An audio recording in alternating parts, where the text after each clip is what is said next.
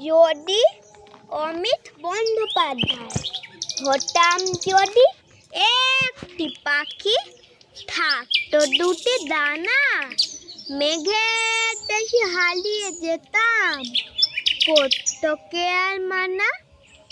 মেঘের দেশে মেঘ পড়িলা, দুলিয়ে পাখা দুটি, বলতো পাখি খেলবে শো, আজ আমাদের ছুটি।